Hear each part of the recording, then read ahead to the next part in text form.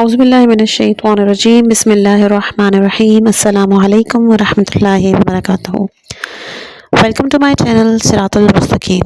امید کرتی ہوں کہ آپ سب لوگ خیریت سے ہوں گے، جہاں ہوں گے خوش ہوں گے۔ اللہ تعالیٰ آپ لوگوں کو ایسے ہی خوش رکھے اور صحت والی زندگی عطا کرے۔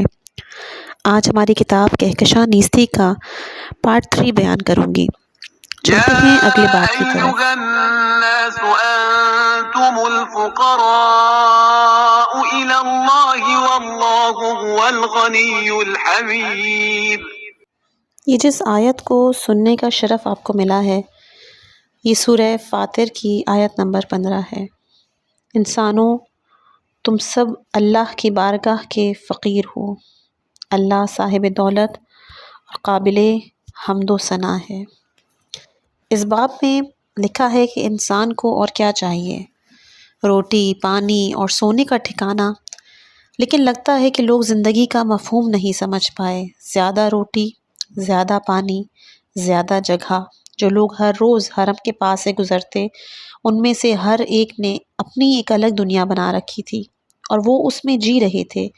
ان کا عالم کس قدر حقیر تھا۔ جب وہ مجھ تک پہنچتے تو اپنی جیب میں ہاتھ ڈال کر فلس کے چھوٹے سکے تلاش کرتے۔ یہاں میں آپ کو ایک بات بتانا چاہوں گی کہ اس کتاب کے پنے پر لکھنے والے کا نام بھکاری لکھا ہوا ہے۔ آگے چلتے ہیں کہ وہ بھی اگر انہیں ایک بے نوا فقیر کی مدد کا خیال آ جائے۔ ایسے وقتوں میں میرے لیے مفہوم زندگی کا خلاصہ یہ ہوتا تھا کہ دوسروں کے قدم اور ان کے ہاتھ پہ نظر رکھوں۔ لوگ جب آتے تو میرا آسمان رنگا رنگ ہو جاتا، جب وہ نہیں ہوتے تو بلندیوں پر موجود خورشید کے باوجود سب کچھ اندھیر ہو جاتا۔ مشرق محلے کے آغاز سے لے کر باب شیخ توسی تک میری بساط کی جگہ تھی۔ بچھانے کا پھٹا ہوا کپڑا، فرسودہ سا لباس اور رنگ اڑا ہوا تکیہ سب میرے مددگار تھے۔ وہیں اپنی بساط جماؤں، کھاؤں اور سوں۔ کسی کو یہ حق حاصل نہیں تھا کہ وہ میری سلطنت پر قبضہ جمائے۔ دوسرے بھیک منگوں کو یہ معلوم تھا کہ انہیں میری مملکت سے نزدیک ہونا نہیں ہے۔ میرا عقیدہ تھا کہ گھٹیا اور تازہ کار بھکاری پر ہجوم مقامات کے لائق نہیں ہیں۔ میرا خیال تھا کہ نئے فقیروں کو اپنا کام کسی تنہا گوشے سے شروع کرنا چاہیے تاکہ اچھی طرح سیکھ سکیں کہ گدائی کے اپنے مخصوص آداب ہیں۔ اگر تم گدا ہو تو پھر کسی اور چیز کے بارے میں سوچو بھی نہیں۔ جب کوئی اپنی جیب میں ہاتھ ڈالے تو اس کو دعا دینا شروع کر دو۔ تمہیں اس کا شکر گزار ہونا چاہیے کہ وہ دوسروں سے مختلف ہے اور قربانی دے کر تمہیں روزی پہنچا رہا ہے۔ ان سب کے باوجود لوگوں میں باہم بہت فرق تھا۔ بہت سے مدد کرنے والے مجھ سے زیادہ فقیر تھے۔ جیسے کوئی اپنی جیب میں ہاتھ ڈالتا اور مظلومیت کا اظہار کرتے ہوئے پیسے تلاش کرنے کی اداکاری کرتا، پھر معمولی فلس کا سکہ پیالے میں ڈال کر چل پڑتا۔ اس کی اکڑ بتا رہی ہوتی کہ اپنے خیال میں اس نے بہت بڑا تیر مارا ہے۔ ٹھیک ہے کہ میں بھکاری ہوں، درست ہے کہ میں گلیوں میں سوتا آوارہ ہوں، لیکن اس کا مطلب یہ نہیں کہ اپنے مال سے مجھے لات ماری جائے۔ میری بھی اپنی ایک حیثیت ہے، ایک مقام ہے۔ میں نے اس کا تجربہ حاصل کرنے میں ایک عمر گزاری ہے۔ یہ سب تو دنیا کا ماجرا ہے جو گزر جانے والا ہے۔ ایک دن میں گدھا ہوں اور تم مالدار، دوسرے دن میں بادشاہ ہوں اور تم فقیر۔ بہرحال لوگوں میں آپس میں فرق تھا۔ یہ شہر اپنی حرمت کے باعث ایسے لوگوں سے بھرا ہوا تھا جو اہل دین اور دیانت تھے۔ آنے اور مدد کرنے والوں میں دینی طلباء کی تعداد اور شاید زیادہ ہوتی، خاص طور پر قمری مہینوں کے اوائل میں جب انہیں مختصر وظیفہ مل جاتا، میری کمائی بھی زیادہ ہو جاتی۔ وہ آتے، اپنی بدبختی کے باعث اپنے مختصر مال کا 1% مجھے دے دیتے۔ اگرچہ میں مجبور تھا کہ لوگوں کی آمد سے خوش رہوں، لیکن کبھی اپنے آپ سے کہتا کہ کیا کوئی ایسا نہیں مل سکتا جو اپنی جیب میں کریمانہ ہاتھ ڈالے۔ کم سے کم اس پیش نے مجھے یہ سکھا دیا کہ جو بھی اپنی جیب میں کریمانہ ہاتھ ڈالے وہ اپنے لیے ایک بزرگ تر عالم بنا چکا ہے۔ لیکن اس وقت تک ایسا کم ہی ہوا کہ کوئی ایسا دکھائی دے جائے جس کا عالم اس کی روزمرہ دن اور اس قفس سے جن میں لوگوں کے ضمیر قید ہوتے ہیں مختلف ہو۔ اگر کوئی دینی طالب علم بھی مدد کرتا تو وہ زیادہ تر اپنے ضمیر کے نشتر سے بچنے کے لیے ہوتا۔ وہ سوچتا کہ یہ میرا حق ہے جو اسے دے دیا جائے۔ زندگی کے بارے میں میرا مکمل تصور یہی تھا، یہاں تک کہ سید علی، وہ ترک تبریزی طالب علم آیا۔ اس نے گدائی کے بارے میں میری فکر ہی بدل ڈالی۔ میں نے بہت سے طلباء دیکھے لیکن وہ دوسروں سے بہت مختلف تھا۔ پہلی بار میں اسے دیکھ رہا تھا، بڑے سکون سے قدم اٹھا رہا تھا، سیاہ آنکھیں، سیاہ عمامہ، متوسل قد۔ جب وہ پہلی مرتبہ میرے پاس آیا تو اس کا لباس گرد آلود تھا۔ میں بولتا کم تھا، عام طور پر کسی سے گفتگو نہیں کرتا۔ لوگوں سے رابطہ برقرار کرنے، ان سے باتیں کرنے کا شوق مجھے اتنا ہی تھا جتنا وہ مجھے چاہتے تھے۔ میرا ان سے نزدیک ہونے کا فاصلہ اس حد تک تھا، ان کی نظر مجھ پر پڑی اور جیب میں ہاتھ ڈال کر پھٹے پرانے نوٹ نکالے یا نہ نکالنے میں متذبذب ہوں، اس کے علاوہ میرا ان سے کیا واسطہ۔ وہ اپنی ذمہ داری ادا کرتے ہیں اور آگے بڑھ جاتے ہیں۔ لیکن جس دن پہلی بار 8 سال 2 ماہ اور 12 دن گدائی کرنے کے بعد، اس دن کے بعد سے جب میرے ماں باپ اکٹھے مجھ پر بچھڑ گئے تھے، میں نے دیکھا کہ میرا ہم عمر ایک جوان میرے سامنے کھڑا ہے، مجھے غور سے دیکھ رہا ہے۔ میں نے بھی اسے گھور کر دیکھا اور اپنی نظروں سے اسے سمجھانا چاہا کہ بھئی اپنی ذمہ داری نبھانے میں جلدی فیصلہ کرو۔ اگر تنگ دست اور کنجوس کے زندان کا قیدی ہے تو اپنا راستہ لے لو۔ لیکن میں نے دیکھا کہ وہ تو مسکرا رہا ہے۔ میں نے حیران ہو کر اس کو دیکھا۔ میرے حلیے میں مسکراہٹ والی کون سی بات؟ کئی سال گزر گئے، کسی نے مجھے مسکرا کر نہیں دیکھا، اور ایسی مسکراہٹ کہ جس کی حقیقت کی گرماہٹ تابناک خورشید کی طرح میرے وجود کو تسکین بخشے۔ جوان بہت آتے تھے، مجھے چھیڑ چھاڑ کر ہنستے چلے جاتے، لیکن بجلی بھری سیاہ رنگ آنکھیں اور باہم جڑے ہوئے گھنے ابروؤں کے ساتھ وہ مسکراہٹ ایسی مٹھاس لیے ہوئی تھی جو باقی سب سے مختلف تھی۔ ایک عجیب، ایک نیا احساس میرے وجود پر چھا گیا۔ یہ مسکراہٹ دوسری تمام مسکراہٹوں سے غیر معمولی اور مختلف تھی، اور یہ اس لیے تھا کیونکہ اس میں محبت بھری ہوئی تھی، وہ چیز جسے میں سالوں پہلے بھلا چکا تھا۔ اس نے مجھ پر اپنی نگاہ ہٹائی نہیں اور زیادہ مسکراتے ہوئے میرے قریب آیا، گرم جوشی سے سلام کیا، اپنی آنکھوں سے پوچھا کہ کیا میں تمہارے پاس بیٹھ سکتا ہوں؟ انتہائی عجیب، یہ کون سا احساس تھا جو میرے اندر زندہ ہو رہا تھا؟ کتنا عرصہ ہو گیا کسی نے مجھ سے کسی بات کی اجازت نہیں مانگی۔ میں نے پہلو بدلا، اپنی جگہ سے ہلا، گویا ایک عجیب و غریب صورتحال سے دوچار ہو گیا تھا۔ اپنی خاک آلود ابا کو اوپر تھامتے ہوئے میرے برابر زمین پر بیٹھ گیا، دیوار سے ٹیک لگائی، حرم کے دروازے کی جانب دیکھا، کسی تمہید کے بغیر ترک لہجہ اور فصیح عربی میں کہا، حریم مولا کے مجاور کیسے ہو؟ میں نے اسے دیکھا اور اس لقب سے متعجب ہو کر کہا، برا نہیں ہوں خدا کا شکر۔ میری طرف رخ کر کے بلا تمہید کہا، دوست، مولا کے ارادے میں فانی کیسے ہو سکتے ہو؟ میں نے اپنا سر جھکایا، اسے دیکھا اور طانے کے ساتھ کہا، سید، میری حد کے مطابق بات کرو تاکہ میں سمجھ سکوں کہ کیا کہنا چاہتے ہو۔ میں کوئی مولوی یا شیخ تو نہیں، مجھے کیا پتا کہ کیا کہہ رہے ہو۔ اس بار وہ دل سے ہنسا، اپنا ہاتھ حرم کی جانب کیا اور کہا، میرا مطلب یہ ہے کہ یہ کیسے معلوم ہو کہ انسان وہ سیکھ سکے جو یہ آقا اس کے لیے چاہتے ہیں اور وہ اس پر راضی ہو۔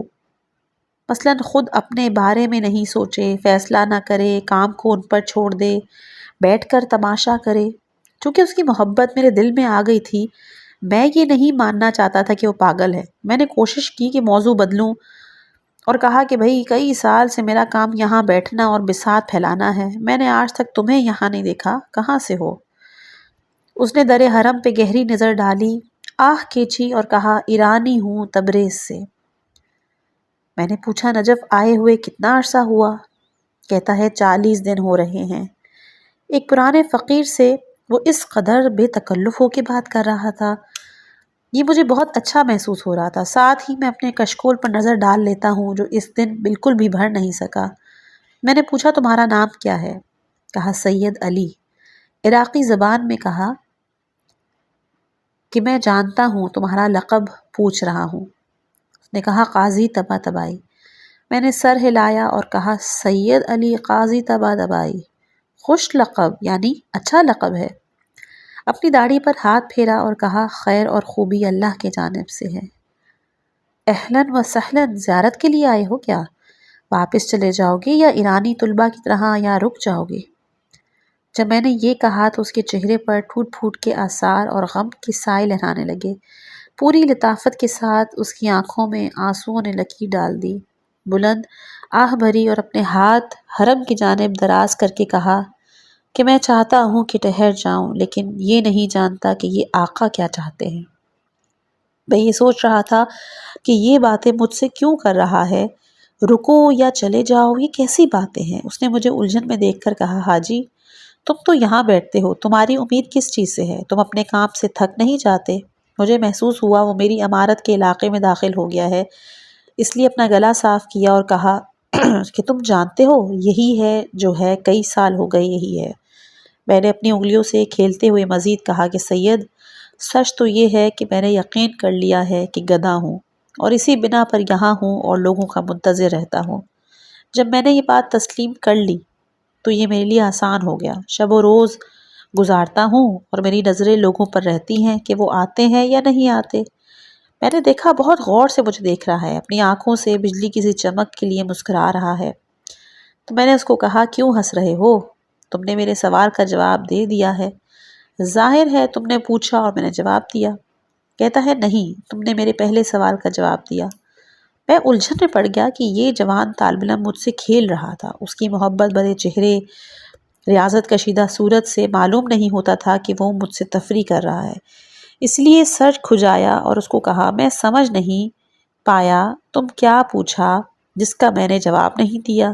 وہ میری بات کا جواب دینے والا تھا کہ ایک دبلا پتلا عدنان نامی ایک جوان شیخ جسے میں نے کئی بار دیکھا تھا لیکن آج تک اس سے میری کشکول کی کوئی خیر نصیب نہیں ہوا، آگے آیا اور شدید غصے کے عالم میں سید علی کو مخاطب کر کے کہا سید شرم کرو، اس فقیر کی بساط سے اٹھ جاؤ۔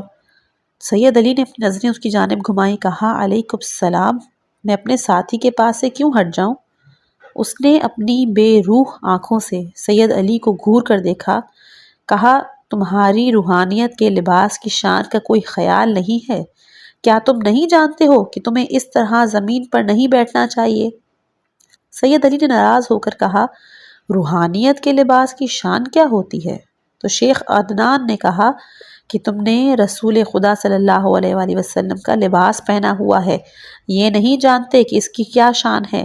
یہ علماؤں کا لباس ہے، بزرگوں کا لباس ہے، اور تم اس طرح خاک آلود فقیر کے ساتھ بیٹھے ہو یہ لباس زیبتن کر کے۔ سید علی کے کلام کی لطافت اب باقی نہیں رہی، وہ بہت سختی سے جواب دیا کہ اگر روحانیت کے لباس کی شان یہ ہے کہ میں اس بھائی کے ساتھ زمین پر نہ بیٹھ سکوں تو یہی بہتر ہے کہ اس کی حفاظت نہ کروں۔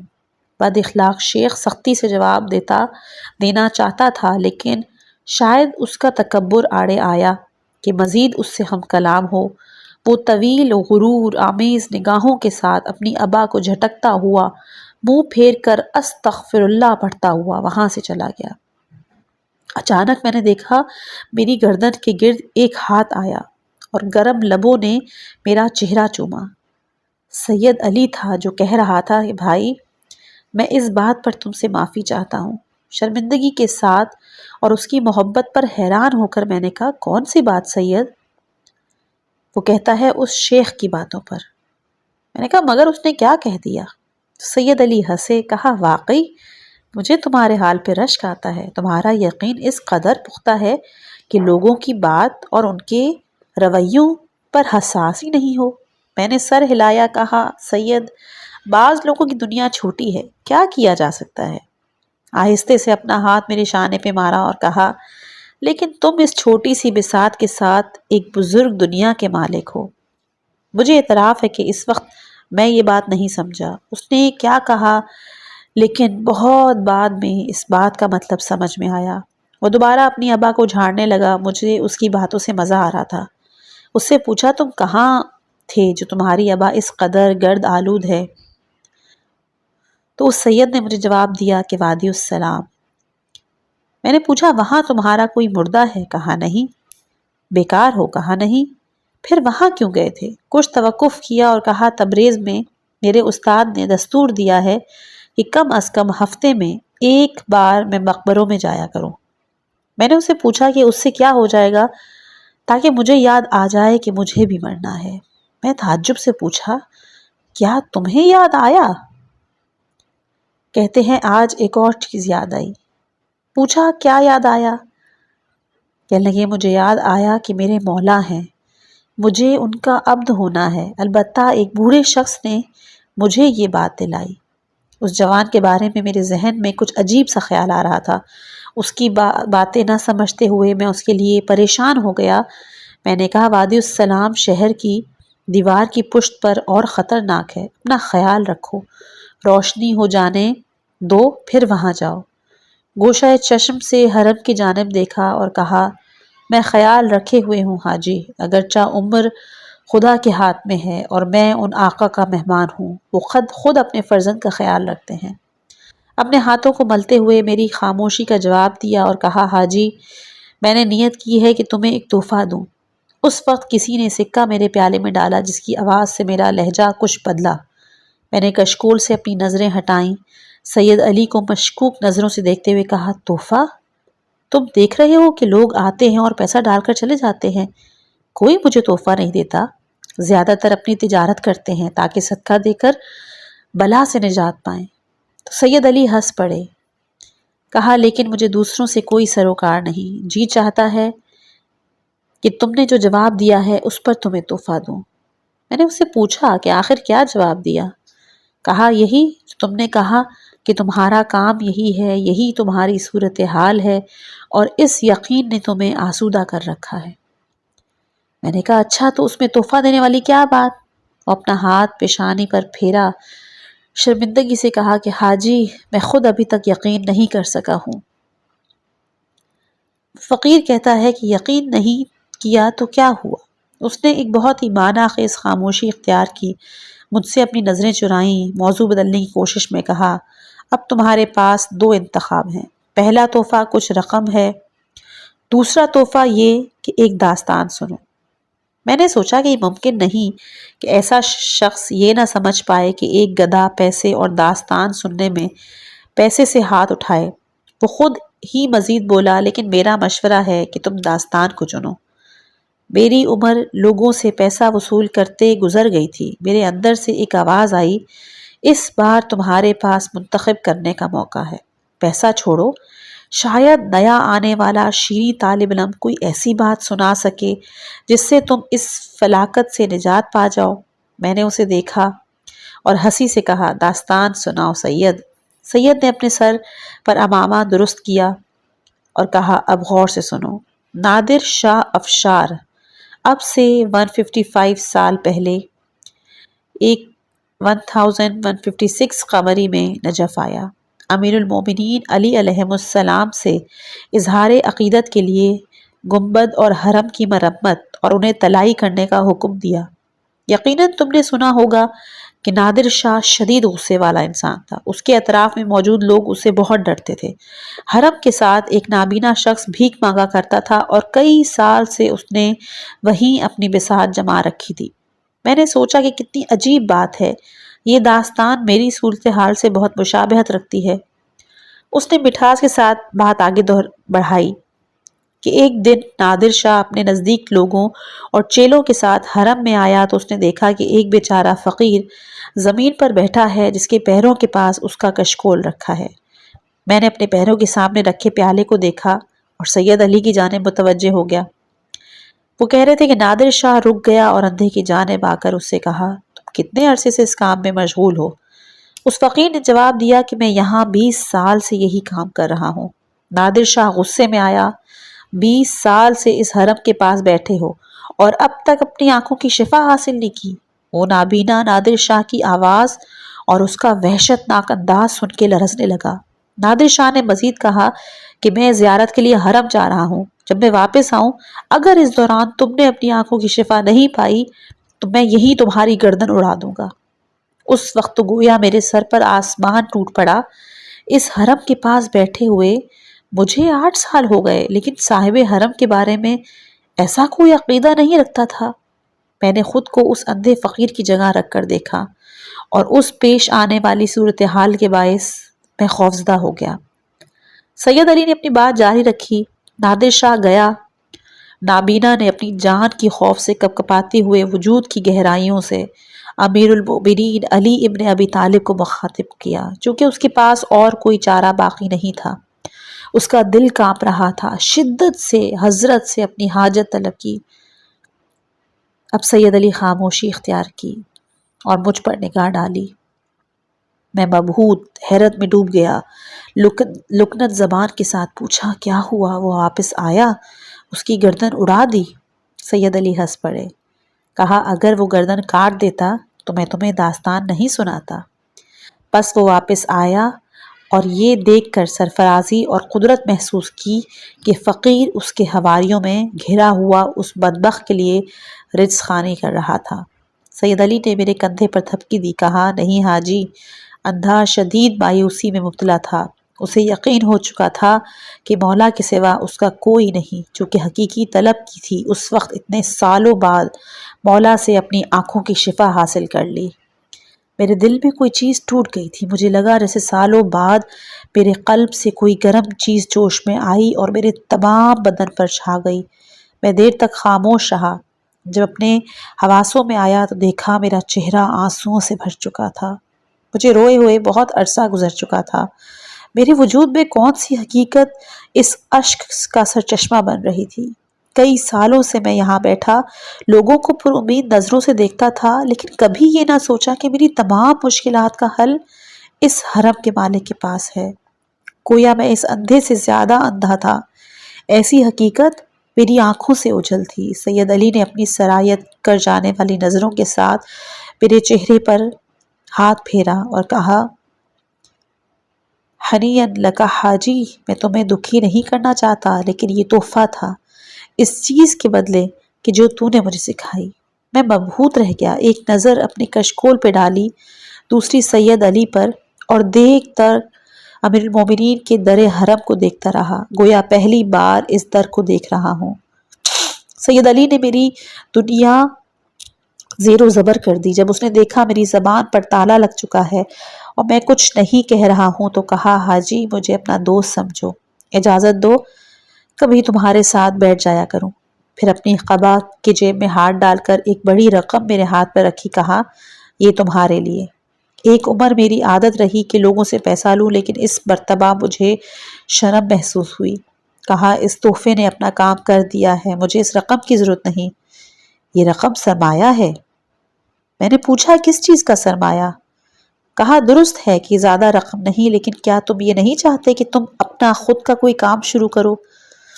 تب میں سمجھ گیا کہ اس کی ذہن میں کیا ہے۔ اپنے سید نے بولا کہ کام آنے کی ضرورت نہیں، کوئی چیز خریدو اور اسی بساط پر کچھ منافع کے ساتھ بیچ دو۔ میں نے اپنا چہرہ اٹھایا اور متحیر ہو کر اس سے پوچھا، کیا چیز خریدوں؟ مجھے معلوم ہی نہیں کہ کون سی چیز اچھی ہے۔ کچھ دیر خاموشی کے بعد بہت ہی مہربانی سے کہا کہ تم کوئلہ خرید کر بیچ سکتے ہو۔ چند دن نجف میں رہ کر معلوم ہوا کہ یہ بہت استعمال ہوتا ہے۔ اس حالت میں آگے بڑھ کر پیسوں کو میری جیب میں ڈالا، ایک خاص انداز میں کہا، اگر ضروری سمجھو تو اٹھو، ایک ساتھ چلتے ہیں اور کوفے کے دروازے کے پاس سے کوئلہ خرید کر لے آتے ہیں۔ میں نے شرمندگی سے کہا، بہت شکریہ سید، آپ نے پہلے ہی مجھے شرمندہ کر دیا ہے، میں خود یہ کام کر لوں گا۔ انہوں نے دوبارہ اپنی صورت نزدیک کر کے میرے سر کو چوما، کہا، تو نے مجھے خوش کر دیا۔ میرے تمام افکار درہم برہم ہو چکے تھے۔ یہ جوان کون تھا؟ کہاں سے آ کر اس نے عطریاس بھری نسیم بہاری سے میری روح کو نواز دیا؟ میری روح پرسکون اور سبک ہو گئی تھی۔ میں نے اپنے اندر جھانکا اور سید علی کو دیکھا۔ میرے وجود کی خفیہ ترین تہوں سے میرے لبوں پر ایک شیریں مسکراہٹ آ گئی۔ وہ بھی اپنی جگہ سے اٹھا، خدا حافظی کی اور مجھے اس جدید دنیا میں تنہا چھوڑ دیا جو اس نے میرے لیے بنائی تھی۔ وطور سینین۔ سورہ 3 آیت نمبر 2۔ قسم ہے طور سینین کی۔ یہ سید علی نے اس فقیر سے خدا حافظی کی اور اس سے دور ہو گئے۔ وہ قدم اٹھاتے ہوئے اپنی پشت پر اس کی نگاہ کی تپش محسوس کر رہے تھے۔ مغرب ہونے والی تھی، انہیں اس کمرے تک پہنچنا تھا جو عارضی طور پر اپنے اہل خانہ کے لیے لیا تھا، لیکن اس سے پہلے وہ اس فکر میں ڈوب گئے کہ طریقت کے قواعد کیسے ان پر آشکار ہوتے ہیں۔ درویش سے ملاقات ان کی سیر کا اہم نقطہ تھا۔ آج نجف پہنچے، انہیں 40واں دن تھا، اور یہ ملاقات اس باطنی نغمے کی خبر دے رہی تھی جو آہستہ آہستہ خود کو ہوادار کر رہا تھا۔ ان کا دل چاہتا تھا کہ درویش سے زیادہ ملیں، ان کی جگہ کے بارے میں پوچھیں، ان سے باتیں کریں، لیکن جب درویش نے کہا کہ میں تم سے ملوں گا تو جیسے ان کی زبان پہ تالا ڈال دیا گیا ہو۔ پھر کیا کرنا چاہیے؟ یقین اور اعتقاد اکتسابی تحفہ ہے یا آسمانی رزق ہے؟ بڑھتا ہوا یقین وہ عقیدہ جو انسان کو پرسکون کرتا ہے تاکہ وہ خود کو ہستی کے دھارے کے سپرد کر سکے، لیکن کیا یہ گرہ قدر تحفہ اس قدر آسانی سے قابل شکار ہے؟ قلبی وسوسوں اور خیالات اور افکار کا کیا کیا جائے؟ سید علی انہی اندیشوں میں گم تھے کہ ان کی روح نے مولا کی زیارت طلب کی۔ احترام کو ملحوظ رکھتے ہوئے وہ باب شیخ طوسی سے باب القبلہ کی سمت گئے تاکہ حضرت امیر علیہ السلام کے قدموں کی طرف سے حرم میں داخل ہوں۔ راستے میں باب مسلم بن عقیل یا وہی باب الساعہ کے سامنے ایک ادھیڑ عمر طالب علم کو دیکھا۔ تعجب سے ٹھہر گئے، اس پر نظریں جمائیں، یوں لگتا تھا جیسے اس کا دماغی توازن بگڑ گیا ہے۔ وہ لنگڑاتا ہوا خود کو گھسیٹ کر چل رہا تھا، لیکن سید علی اسے پہلے دیکھ چکے تھے۔ وہ صحیح طرح چلتا تھا، اسے کوئی مسئلہ نہیں تھا۔ اپنی جگہ کھڑے ہو کر وہ اس فکر میں ڈوبے ہوئے تھے کہ شیخ کی یہ حالت کیوں ہوئی۔ ایک خواجہ فروش نے جو وہاں موجود تھا سید علی کا تعجب دیکھا اور انہیں آواز دی اور کہا، آپ کیا دیکھ رہے ہیں سید؟ سید علی نے خود کو سنبھالا، سلام کے بعد دل سوزانہ انداز میں کہا کہ میں اس شیخ کو دیکھ رہا ہوں۔ چند دن پہلے جب میں نے اسے دیکھا تو وہ ٹھیک تھا، لیکن اب اس کی یہ حالت کیوں ہو گئی؟ اس نے ہنس کر کہا کہ آپ پریشان نہ ہوں، مختصر مدت میں وہ ٹھیک ہو جائے گا۔ سید علی نے اس کے ہنسنے پہ حیرانی ظاہر کی اور کہا، کیسے ٹھیک ہو جائے گا؟ وہ تو ایسے چل رہا ہے جیسے کافی عرصے سے اس کا دماغی توازن بگڑا ہوا ہو۔ یہ کیسا حال ہے جو تمہارے بقول ٹھیک ہو جائے گا؟ خواجہ فروش نے پنیر اور بالائی کے برتنوں سے جھاڑن کی مدد سے مکھیاں ہٹاتے ہوئے شیخ کی جانب اشارہ کیا اور کہا، یہ بندہ خدا ملا حسین نقلی ہمدانی کے درس اخلاق سے آ رہا ہے۔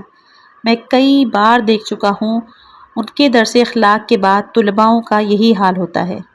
کہتے ہیں کہ ملا حسین نقلی اس قدر الہی اور قوت پائے ہوئے ہیں کہ سامعین کو ایسے خود سے بے خود کر دیتے ہیں۔ سید علی نے گفتگو کی حالت میں اپنا رخ شیخ کی جانب پھیرا اور کہا، مؤثر نصیحتیں اثر پذیر لوگوں پر ایسے ہی اثر کرتی ہیں۔ یہ جملہ نہج البلاغہ کا ہے، خطبہ متقین کا۔ خواجہ فروش نے اپنی آنکھوں کے اشارے سے ان کی تائید کی، حرم کی جانب اشارہ کیا اور کہا کہ اس حرم کے مالک کے ہر دور میں شاگرد تھے اور ہیں جن کی ہزاروں حمام جیسے شاگرد ہیں۔ سید علی کو اس پنیر فروش کے خطبہ متقین کی آخری عبارت کے بارے میں معلومات پر بڑا تعجب ہوا، کیونکہ اس خطبے میں جناب امیر علیہ السلام نے حمام کی درخواست پر متقین کی صفات کی تشریح بیان فرمائی تھی، لیکن خطبہ ختم ہونے سے پہلے حمام برداشت نہیں کر سکا تھا اور اس کی روح پرواز کر گئی تھی۔ بہرحال نجف کی ہر چیز عجیب تھی، اس کا حرم، اس کی خاک، موسم، وادی السلام جہاں 260 انبیاء مدفون ہیں، درویش، فقیر، خانچہ فروش، اخلاق کے استاد، ایسے طالب علم جن کے مستعد دلوں پر نصیحتیں اس طرح اثر کرتی تھیں جیسے سب کچھ کسی اور ہی چیز سے بنایا گیا ہو۔ گویا اس بے کراں خورشید کے مدار پر ہر چیز اپنے اعلیٰ ترین معیار کو پہنچ رہی تھی۔ سید علی نے سوچا کہ میں اس شہر کو کیسے چھوڑ سکتا ہوں جو کہ خاک سے آسمان تک سلطان ولایت کی حکومت کے ملکوتی مقام کا پتہ دیتی ہو۔ روحیں یہاں اس قدر شید لبادہ ہیں کہ دنیا بھر میں اس قداست کے حامل سرزمین وجود ہی نہیں رکھتی۔ میں اس بہشت کو چھوڑ کر تبریز اور گرم فضا میں واپس چلا جاؤں جہاں میری روح کو پرسکون ہی نہیں ہے۔ وہ انہی خیالوں میں کھوئے ہوئے تھے کہ خانچہ فروش بولا، کیا ہوا میرے عزیز؟ کیا میں نے تمہیں الجھن میں مبتلا کر دیا؟ سید علی کے لبوں پر مسکراہٹ آئی اور جواب دیا کہ میں ابھی عراقی لہجہ اچھی طرح سمجھ نہیں پاتا۔ میں سمجھا نہیں کہ آپ نے کیا کہا۔ تو ہنس کے کہتا ہے کہ ہم یہاں نئے آنے والوں سے فارسی اور عربی ملا کر بات کرتے ہیں تاکہ ہم بہتر فارسی سیکھ سکیں اور انہیں علاقائی زبان آ جائے۔ انشاءاللہ آہستہ آہستہ آپ سیکھ جائیں گے۔ میں نے پوچھا تھا کہ کیا ہوا، کیا میں نے آپ کو الجھن میں مبتلا کر دیا؟ تو سید علی مسکرائے اور کہا نہیں، آج میں نے پرماجرا دن گزارا ہے، میری فکر کچھ مشغول ہے۔ کیا آپ مجھے بتا سکتے ہیں کہ ملا حسین قلی ہمدانی کا مدرسہ کہاں ہے؟ خانچہ فروش نے مثبت نگاہ کے ساتھ جواب دیا، بصر و چشم سید، میں نے سنا ہے کہ ان کا گھر براق میں ہے۔ اس نے اپنے دائیں ہاتھ کی طرف اشارہ کیا اور مجھے سمجھایا۔ سید علی کو عربی کے کئی ہزار الفاظ یاد تھے، لیکن عراقی کی بات سمجھنا شروع میں ان کے لیے دشوار تھی۔ وہ ہنسے اور کہا، میں پھر نہیں سمجھا۔ تو وہ بولے کہ بابا یہ فارسی میں بات کرو یا فصیح عربی میں، مجھ سے اس طرح کیوں بات کر رہے ہو؟ اس نے ہنستے ہوئے کہا، پھر بھی اچھا سیکھ گئے ہو۔ میں نے کہا، اس طرح سے جاؤ، امام صادق علیہ السلام نامی سڑک پر پہنچو گے، داخل ہو جاؤ، وہاں پوچھو گے براق نامی محلہ کہاں ہے۔ سید علی نے تائید کی اور تشکر میں سر ہلایا اور کہا، تسلم، یعنی شکر گزار ہوں، انشاءاللہ جلد ان کی طرف جاؤں گا۔ خانچہ فروش نے اپنے ہاتھ دونوں آنکھوں پہ رکھے اور کہا، خادم و ممنون حبیبی۔ سید علی نے اپنا ہاتھ احترام اور خدا حافظی میں بلند کر کے کہا، شکراً، فی امان اللہ، مع السلام۔ لنگڑے شیخ کی جانب دیکھتے ہوئے جو کافی دیر سے اپنی جگہ بیٹھا تھا، باب قبلہ کی جانب بڑھ گئے۔ اپنے بائیں جانب دیکھا تو شارع امام صادق علیہ السلام دکھائی دیا۔ ارادہ کیا کہ اولین فرصت میں ملا حسین قلی کا درس تلاش کرنے محلہ براق جائیں۔ باب قبلہ کے داخلے کی سمت اور شارع رسول کے سامنے گئے۔ ان کی نظریں حرم کے داخلے پر پڑیں، نزدیک ہوئے، اپنی ابا سمیٹی، جھکے، زمین کو چوما۔ اسی حالت میں انہوں نے اپنے دل کی نظموں کی باطنی گنگناہٹ میں دار حقیقت کا ادراک کیا۔ یہاں پر ایک پوری نظم ہے جس کا میں آپ کا ترجمہ بتا رہی ہوں۔ سب تیری کبریائی کی جانب کوچ کرنے والے ہیں، میں اور تجھے سجدہ نہ کرنے کی شرمندگی، نہ میں نے اسے خاک پہ رکھا اور نہ ہی پتھر پر آزمایا، اس سر کو میں کہاں لے جاؤں جسے تجھ پر فدا نہیں کیا۔ ان کا دل درد و آہ سے بھرا ہوا تھا اور وہ نجف چھوڑ جانے کو بالکل قبول نہیں کر رہے تھے۔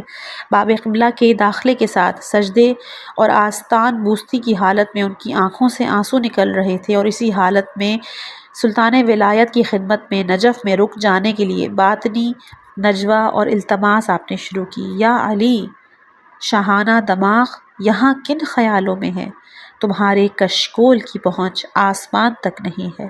آقا جان، مقام یقین اور قلبی اعتقاد وہ مقام ہے کہ جس تک سالک طویل مجاہدہ اور مردانہ استقامت کے بعد پہنچتے ہیں۔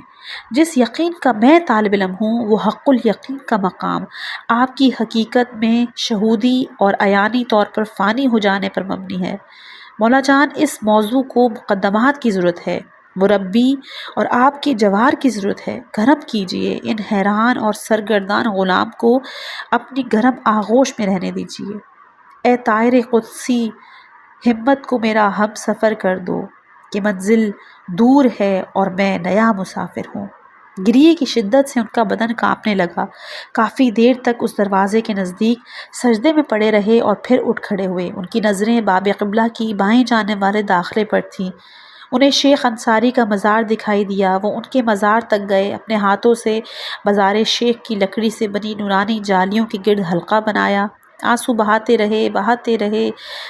رہے۔ پھر شیخ سے کہا، شیخ مرتضیٰ، امیر المؤمنین علی علیہ السلام کی بارگاہ میں آپ کی آبرو ہے، انہوں نے آپ کو اپنے پاس بلایا، نجف پہنچایا، اپنی حمایت کی امان میں لیا، بہت عالی مقام عطا فرمایا۔ میرے لیے بھی فرج مانگیں، میرے دل اور روح میں واپسی کی تاب نہیں، میرے لیے اطمینان قلب اور حقیقی سلوک کا راستہ طلب کیجیے۔ اور سید علی نے اپنا سر شیخ انصاری کی زری کی جالیوں پر ٹکایا، دیر تک خاموش۔ اچانک انہوں نے اپنے وجود کی گہرائیوں سے ایک صدا سنی جو ان سے کہہ رہی تھی، میرے مقبرے کے سامنے اپنے ہم نام کو واسطہ قرار دو کہ وہ میرے استاد اور امیر المومنین کی عظیم سلطنت میں نہایت آبرومند ہے۔ تمہاری سیر کی تکمیل ان کے مکتب کے شاگردوں کی فہرست میں لکھ دی گئی ہے۔ سید علی نے یہ آواز سنی تو متوجہ ہوئے کہ واسطہ قرار دینے کے لیے شیخ کے مقبرے کے سامنے کسی کی جانب اشارہ کیا گیا ہے۔ انہوں نے چہرہ گھمایا، پیچھے دیکھا۔ حرم کے داخلے کے دائیں جانب ایک مختصر سا احاطہ تھا۔ اپنے ہاتھ شیخ انصاری کے مرقد سے آزاد کیے، سامنے کی جانب آئے، حیرت زدہ ہو کر قبر پر نقش ظریف خطوط پر نظر ڈالی اور انہیں پڑھا۔ اس پر عربی لکھی ہوئی تھی: ھذا قبر ولی الکامل حجۃ الکبریٰ استاد الفقہاء والمجتہدین آیۃ العظمیٰ سید علی شوستری۔ سید علی کی روح پر امید چھا گئی، ان کی جان کشادہ ہو گئی، قلب نے سکون پا لیا۔ انہوں نے سید علی کو واسطہ قرار دیا اور ان سے کلام کیا۔ سید علی شوستری ان کی آواز سن رہے تھے، وہ انہیں پہچانتے تھے، ان کی روح کی پوری توجہ انہیں حاصل تھی، لیکن وہ یہ نہیں جانتے تھے کہ سید علی قاضی کو وما ادراک ما القاضی کے مقام تک پہنچنے میں بہت نشیب و فراز درپیش ہیں۔ سید علی نے گرداب عشق میں قدم رکھ کر ایسی راہ کا آغاز کر دیا تھا جس کی انتہا فَإِذَا نُقِرَ فِي النَّاقُورِ۔ سورہ مدثر آیت نمبر 8۔ پھر جب سور پھونکا جائے گا۔ اس باب کو سید احمد کربلائی لکھتے ہیں کہ میں ان کے کمرے کے اندرونی در کے سامنے بیٹھا ہوا تھا۔ آخری دن تھے جب میں عالم خاکی میں ان کے حضور کا شاہد تھا۔ ان کی پرجلال صورت کا تصور کر کے وہ تمام سال یاد کر رہا تھا جو میں نے ان کے ساتھ گزارے۔ خیال کے پر مجھ پر چھا گئے تھے اور مجھے ان شیریں اور ناقابل تکرار دنوں کی جانب اڑائے لیے جا رہے تھے۔ ہم آخوند کے ساتھ سید الشہداء علیہم السلام کے روضے کی زیارت کے لیے گئے۔ درمیان میں آرام کرنے کے لیے ایک قہوہ خانے تک پہنچے، دیکھا کہ اندر سے رقص اور سرور کی آوازیں آ رہی ہیں۔ آخوند نے چہرے سے ناگواری کا اظہار کیا اور ہمیں دیکھ کر بولے: آپ میں سے کوئی بہادری دکھائے اور اس جماعت کو نہیں ازمن کر کرے۔ ہم سب خاموش متعجب کھڑے ہو کر انہیں دیکھ رہے تھے۔ انہوں نے دوبارہ کہا کہ ہم نے عرض کی آپ علماء اعلام میں سے ایک شخص لے جائیں اور اس جماعت کو تذکر کریں۔ خوف اور شرمندگی کی حامل خاموشی دوبارہ ہم پہ طاری ہو گئی۔ قہوہ خانے میں نشے میں مست ایک گروہ ناچنے گانے میں مصروف تھا۔ پھر یہ کیسے ہو سکتا ہے کہ عباد امامہ کے ساتھ جا کر ان سے کہیں کہ اپنی بساط لپیٹ لو؟ میں یہ سب سوچ ہی رہا تھا کہ استاد کے ایک شاگرد نے کہا کہ جناب آخوند، یہ جماعت مست ہے، وہ لوگ ہماری نہیں ازمن پر کوئی توجہ نہیں دیں گے اور ان پر اثر ہونے کا امکان موجود نہیں ہے۔ میرے وجود میں ٹھنڈک سی پڑ گئی اور میں نے گمان کیا کہ ہمارے کندھوں سے ذمہ داری اٹھ گئی ہے۔ استاد نے اسبات میں سر ہلایا اور کہا: ٹھیک ہے، میں خود جاتا ہوں۔ میرے دل پر خوف طاری ہو گیا کہ اب کیا ہوگا۔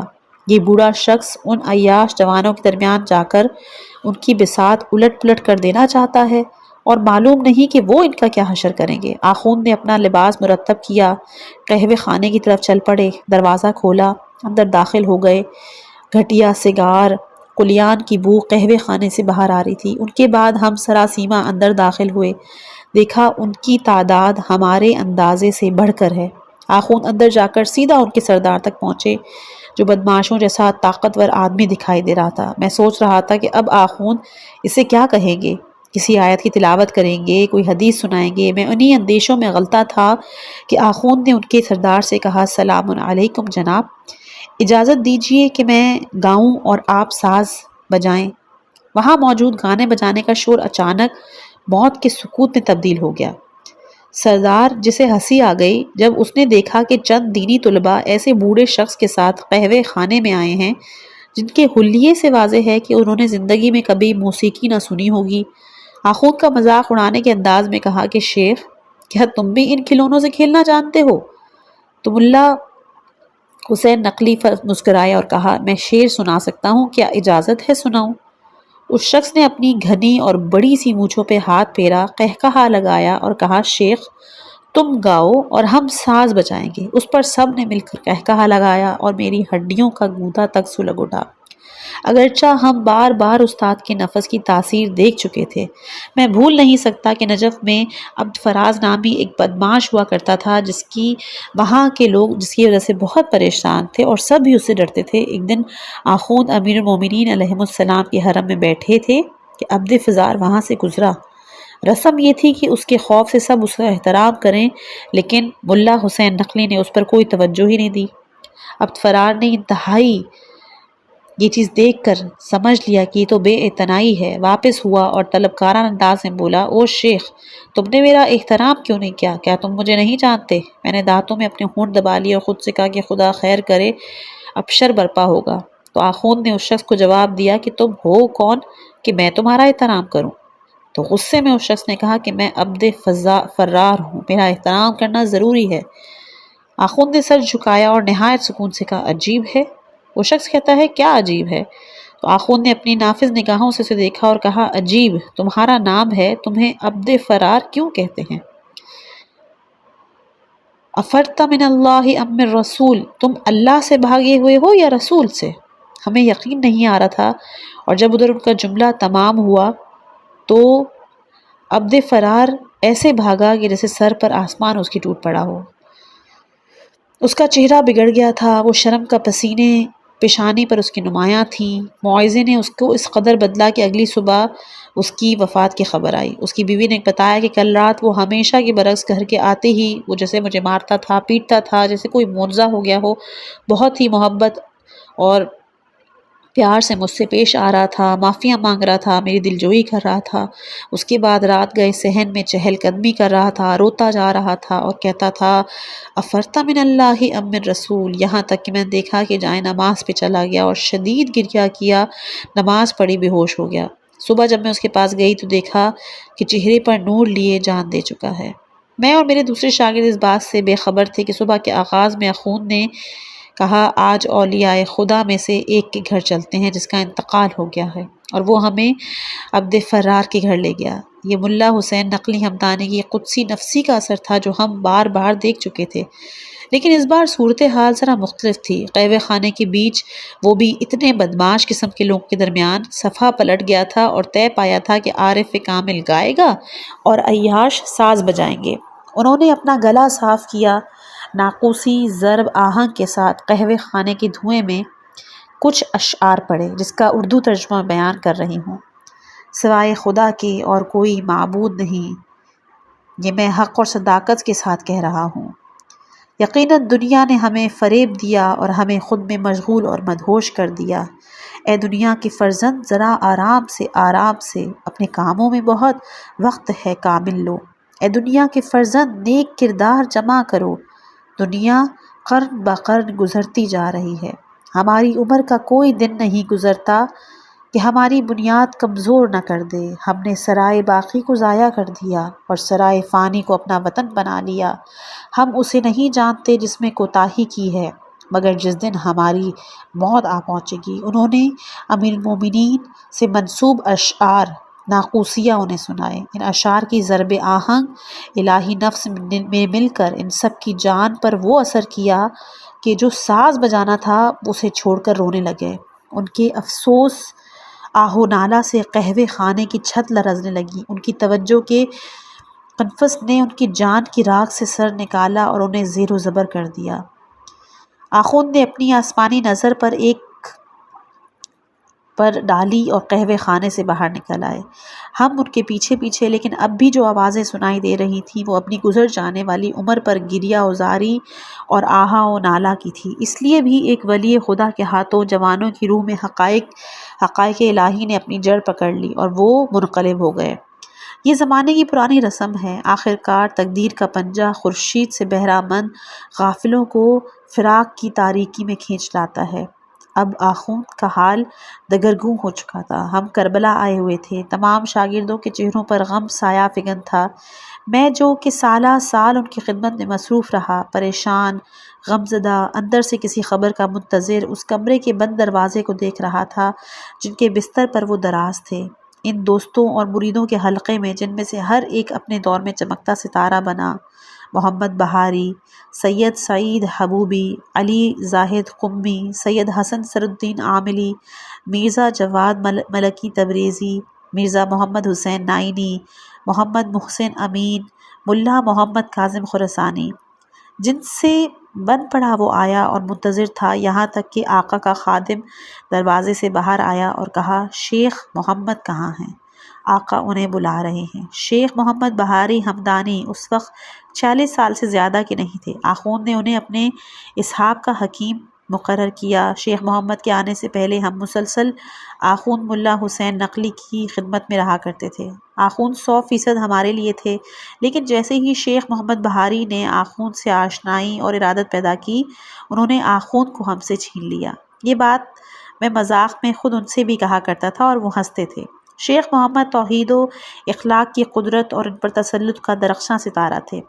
ہماری رفاقت اور دوستی سالہ سال جاری رہی۔ شیخ محمد ہمیشہ کی چابکی اور اطمینان کے ساتھ اپنی جگہ سے اٹھے اور اندر چلے گئے۔